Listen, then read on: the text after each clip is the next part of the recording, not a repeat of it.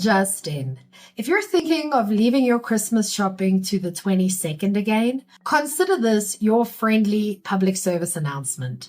Start now, especially if you're ordering online. Those guaranteed delivery dates have a habit of disappearing faster than your will to wrap gifts at 2 a.m. But before you start downloading a dozen shopping apps in a caffeine-fueled spree, it's worth asking, what are you giving up in exchange for convenience? A new study from Surfshark shows that several of the most popular shopping apps are quietly collecting a staggering amount of personal data. Not just your cart contents, some are scooping up voice recordings, phone contacts, and even details about your health, race, or political views. Let's break it down so you can make smarter decisions in your own business and maybe rethink your shopping habits too. To start with, let's look at what these apps are actually collecting. The Surfshark study analyzed the top 10 shopping apps in the United States based on App Magic rankings. That list includes big names like Amazon, Walmart, Shein, and AliExpress. Of the 35 possible data types tracked in Apple's App Store privacy labels, Amazon collects 25. Walmart and Costco follow closely at 23 each. And Chinese apps collect less, but not by much. Alibaba grabs 19, Temu 17, and Shein 15. That's not just your name and payment details. Every single app on the list collects your name, email address, payment info, search history, product interactions, and user ID. But they don't stop there. Most also grab your location, device ID, phone number, photos, or videos. Except in rare cases like Shein, which doesn't track location, or Temu, which doesn't take your device ID, the collection is pretty much full sweep.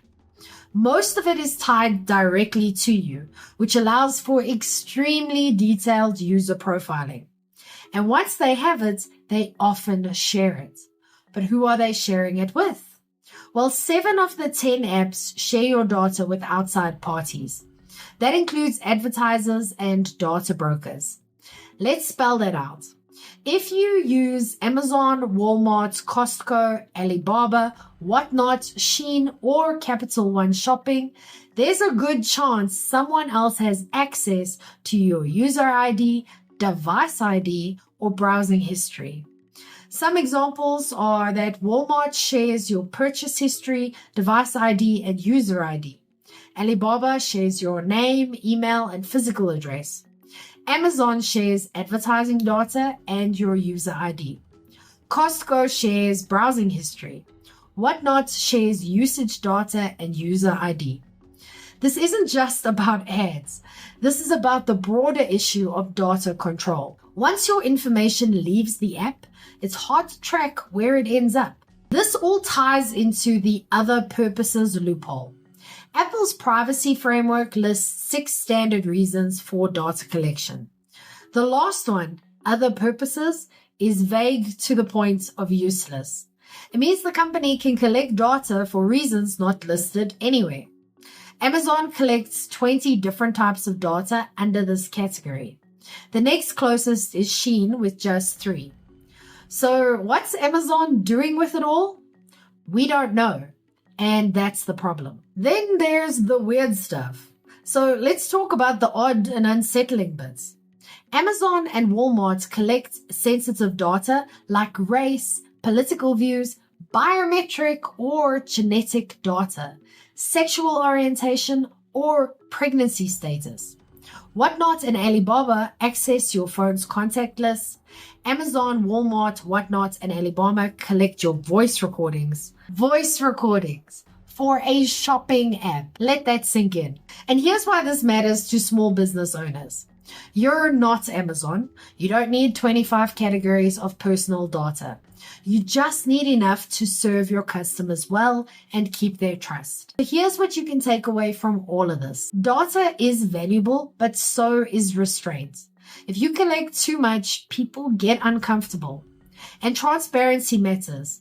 Tell them what you're collecting and why. Don't confuse more data with better marketing. The key is relevance, not volume. Respect privacy, especially if you're in service-based businesses built on relationships. The more you collect, the more you're responsible for. That includes storage, security, and explaining what you're doing with it. As a StoryBrand certified guide and duct tape marketing consultant, I've seen too many businesses fall into the trap of over collecting without a clear purpose. It doesn't just annoy customers, it can backfire legally and ethically. Use the tools you need and skip the ones you don't. And always be able to explain your choices in plain English. Want to clarify your message instead of spying on customers? If you want a simpler way to connect with customers without digging through their phone, try this instead. Download my 5-minute marketing fix and get one clear sentence that explains what your business does and why it matters. You can download it for free in the description below or go to strategicmarketingtribe.com/fix. But what about you? What's one app permission you never give? I'll go first. I never allow apps to send me notifications. If I wanted constant reminders to buy more stuff, I just move in with my nieces. Okay, your turn. What's one app permission you always block? Let me know in the comments. I'm Vicky Sidler from the Strategic Marketing Tribe, and I post helpful news updates for small businesses every day.